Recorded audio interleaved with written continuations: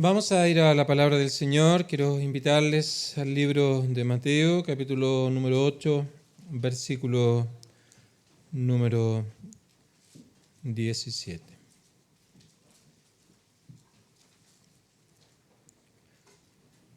Mateo 8, versículo 17, para que se cumpliese lo dicho por el profeta Isaías cuando dijo: Él mismo tomó nuestras enfermedades y llevó nuestras dolencias.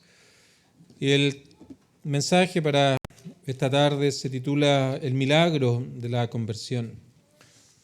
Este es el más grande, maravilloso y glorioso mensaje, o milagro, que nosotros podemos conocer. Y en estos versículos hallamos una hermosa escena de la vida de nuestro Salvador, de nuestro Señor Jesucristo en la tierra. De hecho, cuando lees los relatos paralelos que hallamos a este pasaje que leíamos, en particular a partir del versículo 14 en Mateo, en Marcos 1, en Lucas 4, nos vamos a dar cuenta que no solamente hay un milagro, sino hay muchos milagros, uno tras otro, que están ocurriendo. En el contexto de Mateo, el Señor ha iniciado su misterio terrenal. A partir del capítulo 5 se inició el sermón más conocido, el Sermón del Monte, que nuestro Señor dio, capítulos 5, 6 y 7. Y ahora entonces, a partir del capítulo 8, Él comienza a mostrar el poder que Él tiene para poder sanar las enfermedades, el poder sobre la muerte, el poder sobre la naturaleza, el poder sobre todo. Pero no solamente es un milagro que nos muestra el poder de Dios en relación a estas cosas, sino que también lo autentifican como el Mesías que iba a venir. Y de hecho, lo que leemos aquí en el versículo 17, que todo esto simplemente es para que se cumpliese una profecía acerca del Mesías. Así que los milagros no solamente son para mostrar su poder ante la gente, sino más bien para, por medio de ellos, autentificarse como el Mesías que iba a venir, anunciado en el Antiguo Testamento desde Génesis 3:15.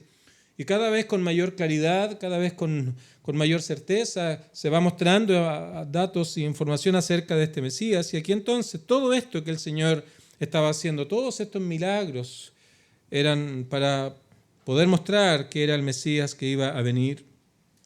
Pero también en cada milagro que vemos, en cada sanidad, en cada evento sobrenatural que nuestro Señor hizo en su ministerio terrenal, también hay una hermosa presentación, una hermosa ilustración, una hermosa descripción de la salvación, de la gracia, de la conversión hacia personas que están en su alma completamente incapacitadas, completamente inofensivas, sin nada que poder hacer, moribundas.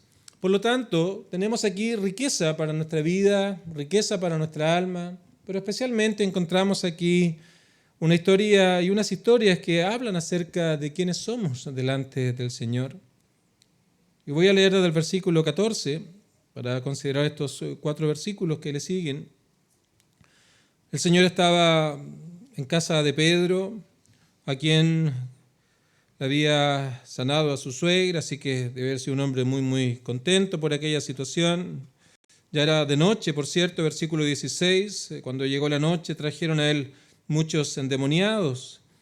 Así que, la gente al ver todas estas cosas que estaban ocurriendo, comenzó a traer a sus seres queridos, a sus amigos, a algún pariente que estaba afligido por alguna enfermedad. Y eso lo tenemos aquí en el 16. Llegó la noche y trajeron muchos endemoniados. Y cuando leemos el relato paralelo a esto en el libro de Marcos, capítulo número 1, nos damos cuenta que toda la ciudad se había agolpado a la puerta. Eso lo encontramos en Marcos 1, versículo 33, así que era un número no menor. Y sanó a muchos que estaban enfermos de diversas enfermedades y echó fuera muchos demonios y no dejaba hablar a los demonios porque le conocían. Así que básicamente estuvo gran parte del día, la tarde y la noche sanando a todos aquellos que estaban viniendo delante de él. Y Lucas también dice que trajeron a todos los enfermos. Marcos añade a toda la ciudad. Así que era una escena bastante importante la que estaba ocurriendo en aquel lugar, un asunto particular, un asunto que estaba llamando la atención no solamente de la gente que estaba ahí alrededor de estos eventos, sino de toda la ciudad, de todo el contorno de aquel lugar. Así que había todo tipo de enfermos, indudablemente habían ciegos, sordos, cojos, endemoniados, un montón de gente que necesitaba algún tipo de ayuda. Y lo que vemos entonces es que cuando los trajeron al Señor, nuestro Señor Jesucristo los sanó, los libró a todos y cada uno de ellos, sin excepción, lo dice el versículo 16, y sanó a todos los enfermos. Sobre los enfermos físicos, algunos les tocó, como leíamos, por ejemplo, en el versículo 3 del capítulo 8 de Mateo, a este leproso, quiero ser limpio, dice que le tocó y dijo estas palabras. El Señor trabaja de manera diferente entre cada situación. A algunos los toca o le puso barro en el ojo, o para otros dice una palabra y aquello es suficiente para traer sanidad. A los endemoniados, por ejemplo, a su palabra, dice con la palabra echó fuera a los demonios, una simple orden para que pudieran dejar a aquellas personas y pudieran ser liberadas de aquel poder demoníaco. Así que pensamos en este grupo de personas, un número mayor, un gran número de enfermos que ya no estaban enfermos, de personas que estaban llevando gran aflicción, que ahora se encontraban completamente sanos. Cuánta alegría, la verdad, este hombre y estas mujeres tenían, cuánta gratitud iba a llenar el corazón de aquellos que recibieron la compasión de Cristo. Y es aquí donde comenzamos a ver el propósito evangelístico de todas estas cosas. Porque esta historia de toda una ciudad que ha sido sanada hace brillar el poder transformador del Evangelio de nuestro Señor, el Evangelio de la gracia de Dios. Y vamos a ver a continuación entonces cómo todo esto, todos estos milagros, estas sanidades, estas liberaciones, lo que hacen es ilustrar la verdad de la salvación tan solo por la gracia, sin mérito humano. Así que veamos en primer punto entonces, habiendo mencionado esta introducción, de cómo todas estas cosas, estos milagros, son una ilustración del Evangelio. En primer lugar, una ilustración del pecado que ha corrompido el alma. La enfermedad afecta al cuerpo. El ciego no puede ver, el sordo no puede hablar, el que tiene problemas de distinta índole, de alguna u otra manera es afectado por esta situación médica, le limita, le da problemas, un montón de cosas. Y de esa misma manera ahora, el pecado lo que hace es que corrompe el alma. Y se nos describe aquí que trajeron a él a muchos y muchos enfermos. Lo dice también Lucas y Marcos, todo tipo de enfermedad. Había todo tipo de circunstancias que estaban afectando a las personas para también describir cómo el pecado afecta al corazón. Cuando vemos al hombre, por ejemplo, a la mujer, al ser humano, nos damos cuenta de que hay distintos patrones de pecados en los cuales cada uno podrá estar inmerso. Distintas cosas que dominan el alma, que tienen presa el alma. Para algunos pueden ser aspectos como la ludopatía, por ejemplo, algo que no pueden, de lo cual no pueden salir, son capaces de vender hasta su casa para poder ir a jugar y apostar todo lo que tienen. Para otros puede ser el placer del alcohol, de las drogas, que intentan salir de ahí de una u otra manera, pero hay algo que está en su corazón que los tiene apresados, y esa es la corrupción del alma que le afecta de una u otra manera. Para otros puede ser el orgullo, para otros puede ser la vanidad, la mentira, el odio, tantas cosas, y son maneras en cómo este pecado, este principio de pecado que está en todo ser humano, se manifiesta externamente. Y ahí entendemos como lo que ocurre en la sociedad. No todos mienten, no todos están borrachos, no todos son drogadictos, no todos son violentos, pero en todo hombre por naturaleza el pecado se ha de manifestar de una u otra manera. Esto es lo que se nos ilustra aquí. Todo tipo de enfermedad y el pecado entonces ha corrompido al hombre en todo su ser, y de tal manera que el hombre actúa ahora en contra de Dios. Y podríamos enumerar un montón de otros patrones, pero El principio es este: todo hombre nacido de padre y madre está bajo la corrupción del alma, de tal manera que su vida se ha de caracterizar en mostrar estas cosas. Así que en primer lugar, el pecado ha corrompido el alma, como la enfermedad también afecta el cuerpo. También se nos dice que esto fue en toda la ciudad, para mostrar que el pecado, en ese contexto en el cual estaba, era universal. Toda la ciudad estaba afectado por esto, habían muchas enfermedades en toda la ciudad, pero también se nos muestra que ellos tuvieron que ir. Ellos fueron a donde estaba la fuente del perdón para manifestar que la salvación es algo personal, no es algo que podamos ganar por herencia familiar, no es algo que podamos lograr por comprarla o por guardar algún tipo de ritos externos o ceremonias externas como que aquello fuera suficiente, sino más bien es un venir personal delante de Cristo, la fuente del perdón. Pero también vemos ejemplos de personas que llevaron a otros. Y esa es la manera también como un creyente, aquel que ha sido salvo, ahora busca que otras personas puedan estar expuestas al Evangelio. Tal vez alguien te invitó en este día para que puedas oír el Evangelio, alguien te persuadió que pudieras venir a escuchar la palabra del Señor. Bueno, básicamente eso es que personas están preocupados por tu alma. De la misma manera, tal vez si un día estás afectado en tu cuerpo, te tomarán, te llevarán al hospital para que te analicen por medio de exámenes y puedan saber lo que tienes y te den un diagnóstico certero y un tratamiento para que puedas sanarte. Aquellas personas que han sido salvas, ahora lo que buscan es persuadirte de que puedas venir a escuchar el Evangelio, puedas oír la palabra del Señor, o se preocupan de darte a conocer el Evangelio para que puedas ver el diagnóstico de la palabra del Señor de tu alma, para que, teniendo claro el problema, puedas acudir a la fuente de perdón, a la fuente de salvación que es Cristo.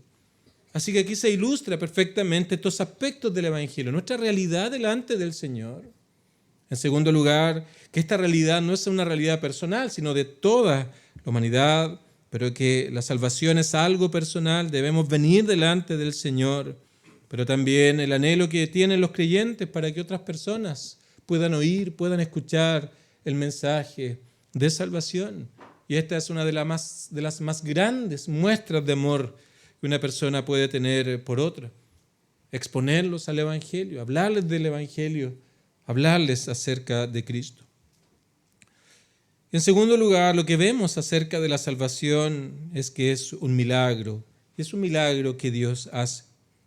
Y este es el más grande milagro que nosotros podemos ver. El milagro de la salvación que incluye una nueva vida, un nuevo corazón, una nueva mente, un nuevo propósito en nuestro ser.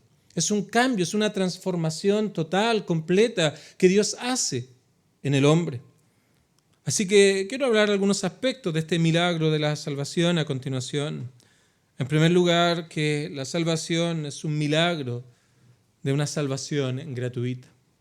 Nada que tú puedas comprar, nada que tú puedas merecer, nada que tú puedas transar en algún lugar o con alguna persona.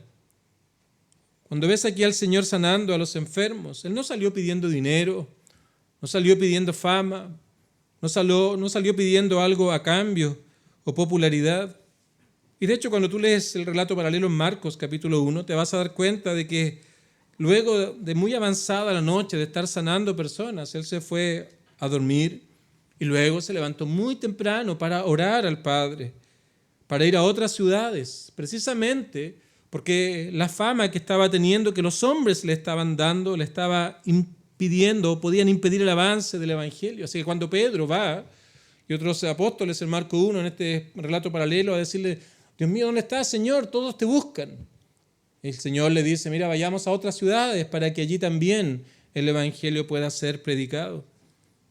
El Señor no pedía nada a cambio, porque la salvación es algo gratuito, que viene de parte de Dios. No hay nada que podamos hacer para merecernos el favor de Dios. Y vemos a Cristo simplemente yendo, recibiendo a estas personas y sanándoles. Así que es un milagro de una salvación gratuita, algo que Dios hace en favor de pecadores.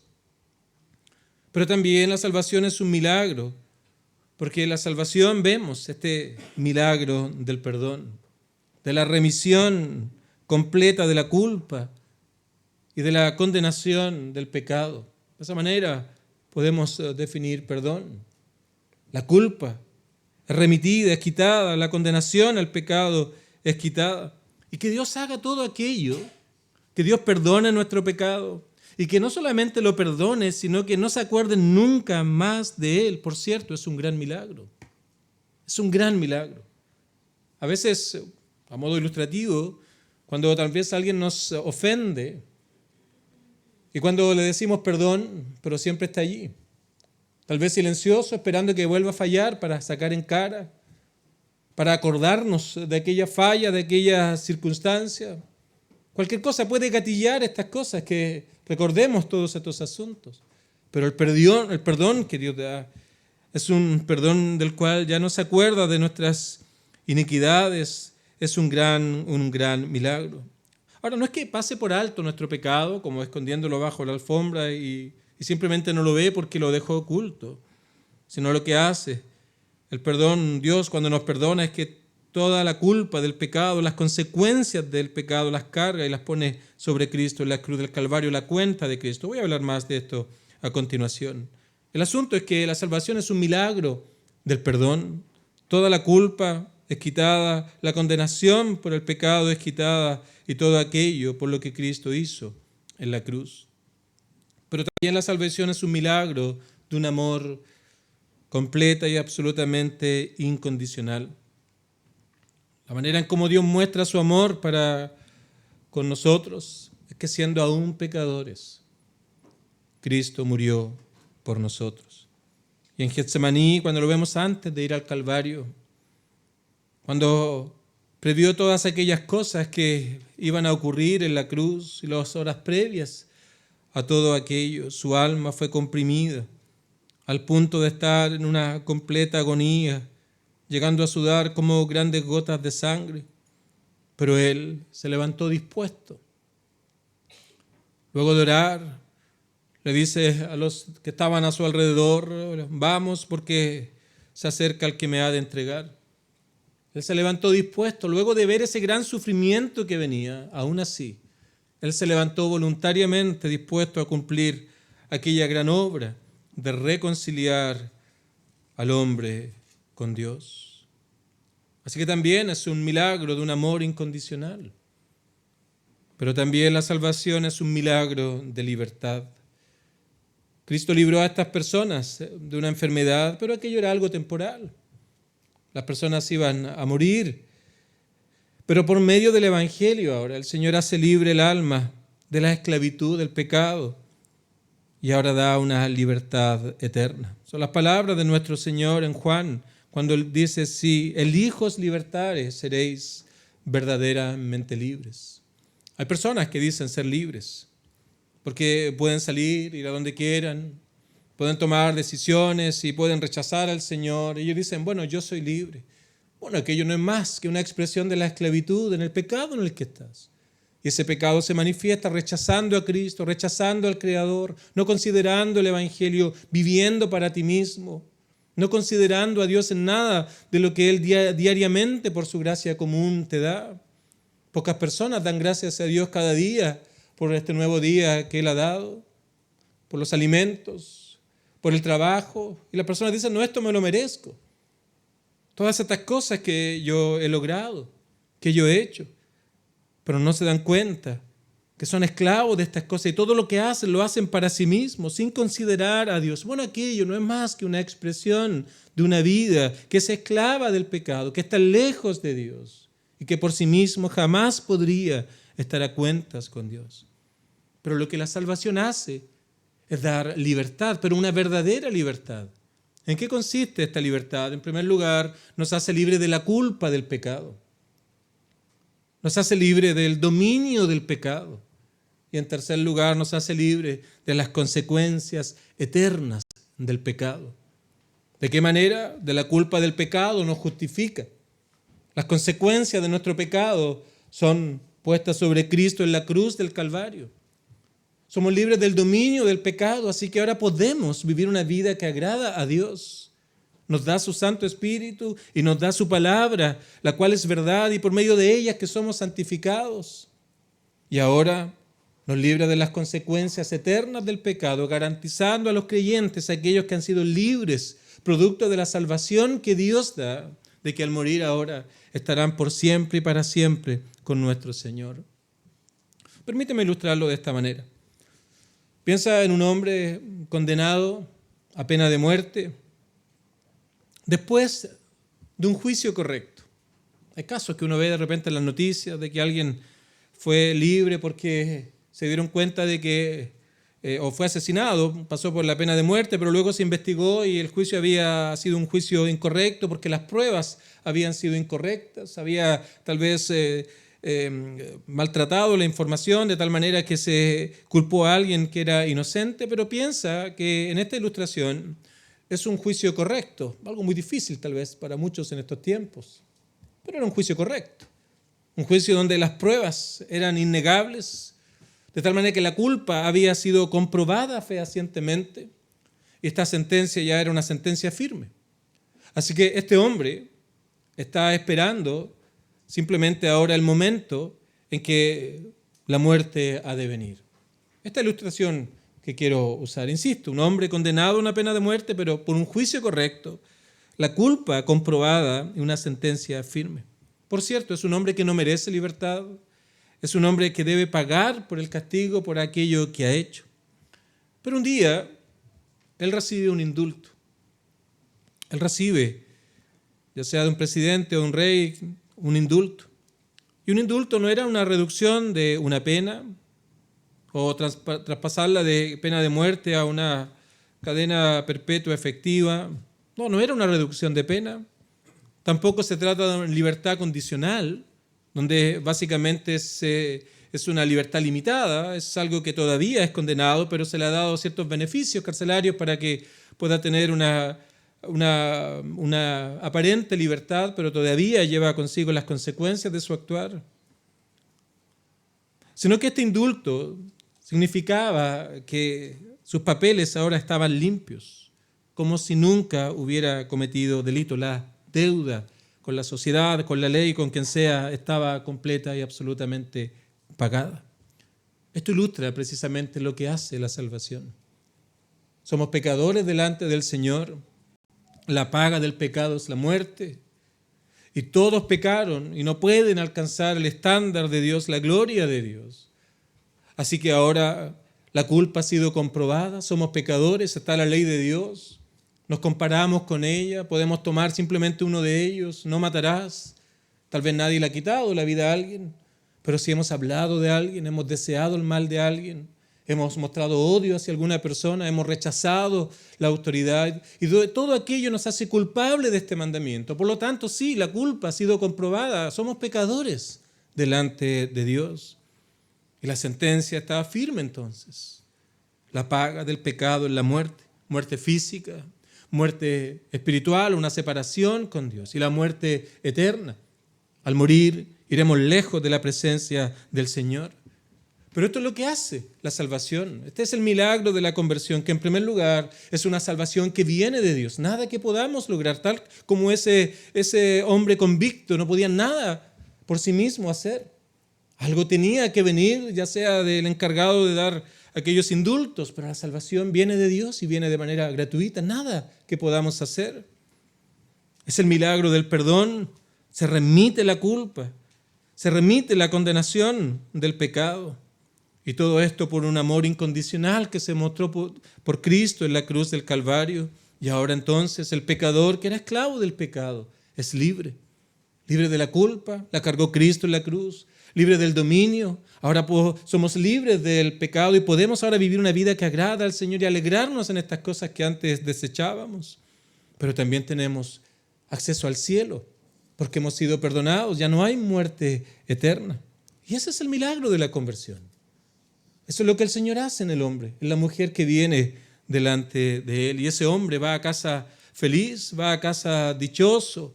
Y eso es lo que también hace el Evangelio, que es mi tercer punto, porque el Evangelio trae verdadera dicha. El Evangelio trae verdadera felicidad. De hecho, el Señor está concluyendo el Sermón del Monte acá, haciendo estos milagros, pero Él comenzó el Sermón del Monte diciendo, bienaventurados. Siempre presento esto y me imagino a aquellas personas que estaban ahí escuchando a Jesús, que estaba allí sentados enseñando estas cosas, bienaventurados, dichosos, felices. Y siempre pienso en esa multitud poniendo atención, porque eso es lo que el hombre busca. Dicha, felicidad, ese momento cuando pareciera que ya nada falta en la vida. Una seguridad total, completa. Y el hombre la buscará por aquí y por allá de distintas maneras. Por esos hombres estaban allí escuchando. Todos ponen atención. ¿Qué tendrá que decirnos este nuevo predicador? ¿Qué enseñanza nueva tendrá para que podamos obtener aquello que tanto buscamos? Porque las personas quieren paz. Las personas buscan la paz.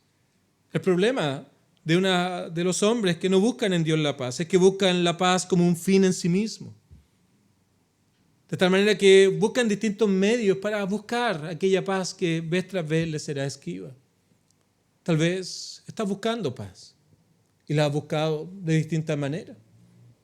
La puedes haber buscado como lo hizo Salomón en el libro de Eclesiastés, nos cuenta su testimonio, en el conocimiento, en el placer, en los amigos, en el trabajo, en la sabiduría.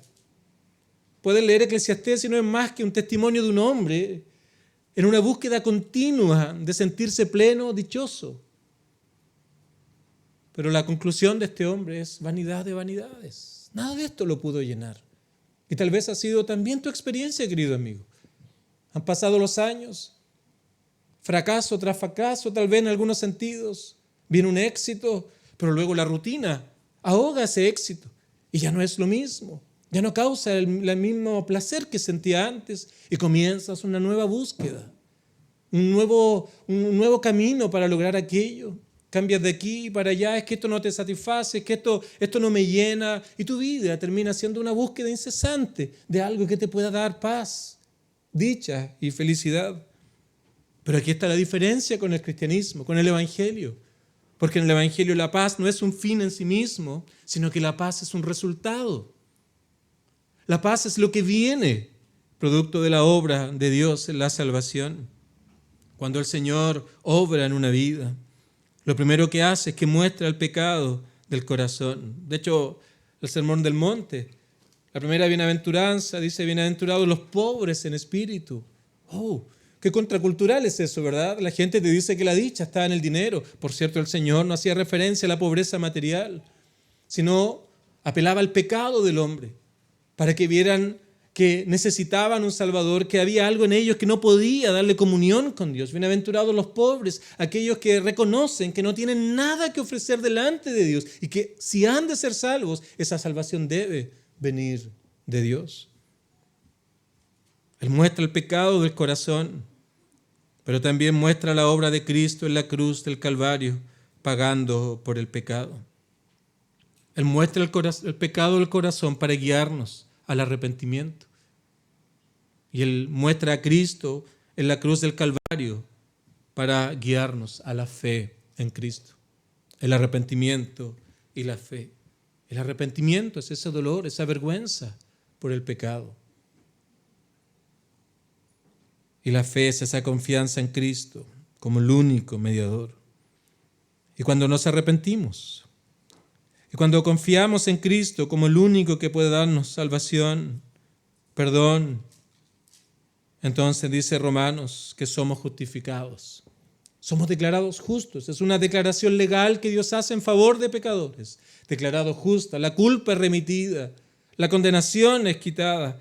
Y ahora entonces tenemos paz con Dios. Justificados pues por la fe, tenemos paz. Tal como este convicto, luego de recibir la noticia del indulto, evidentemente había felicidad y dicha.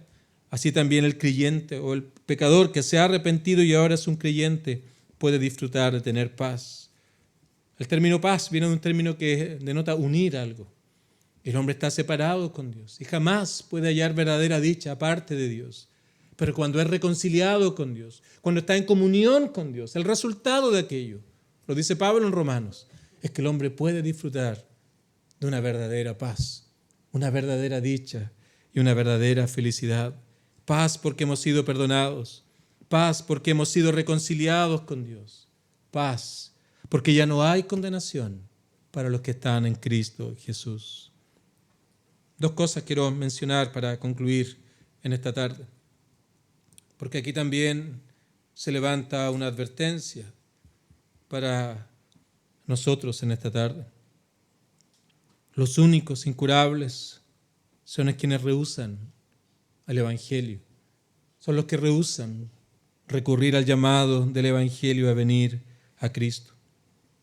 Los únicos incurables son aquellos que no creen tener necesidad de perdón, aquellos que no tienen necesidad de ser reconciliados con Dios.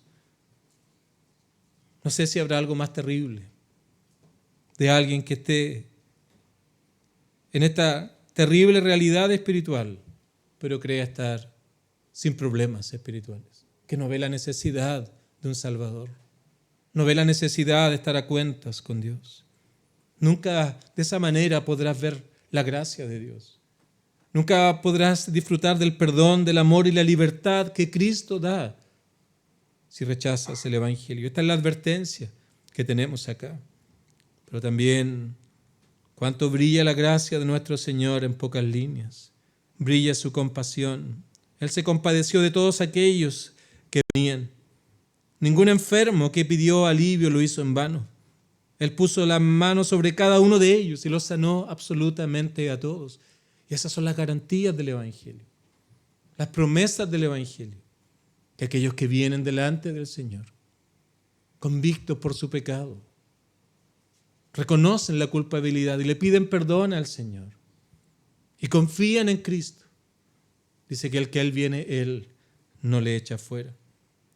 Brilla su compasión y brilla su gracia, porque en la salvación que Dios da, reconocemos que esto es un favor inmerecido que recibimos de parte de Dios. Nadie, queridos amigos, está fuera del alcance del Evangelio de la gracia de Dios. Puede ser joven, puede ser una persona mayor, una persona adulta, pero nadie está demasiado lejos para poder alcanzar la gracia de Dios. ¿Qué más te dice el Evangelio? ¿Qué más te dice estas historias? Que debes venir delante del Señor. Ven delante de Cristo. Ruégale que te reciba. Ruégale que te dé una nueva vida, un nuevo corazón. El poder de Dios no ha cambiado. El poder de Dios no ha disminuido. Su gracia no se ha agotado. Ningún pecador que viene delante de Cristo, reconociendo su realidad, reconociendo las consecuencias eternas del pecado en su corazón, ninguno que viene delante de Él rogando por su perdón, es mantenido fuera del alcance de la gracia del Señor. Ven a Él, pídele que te reciba, que te dé una nueva vida y podrás disfrutar de la hermosa dicha, los hermosos beneficios que trae la salvación que Dios nos da por gracia. Justificados pues por la fe tenemos paz para con Dios. Tenemos entrada por la fe a esta gracia. Nos gloriamos en la esperanza de la gloria de Dios. Y puedo seguir mostrando innumerables beneficios de aquellos que han confiado en Cristo como su único y personal Salvador. Que el Señor nos ayude a todos.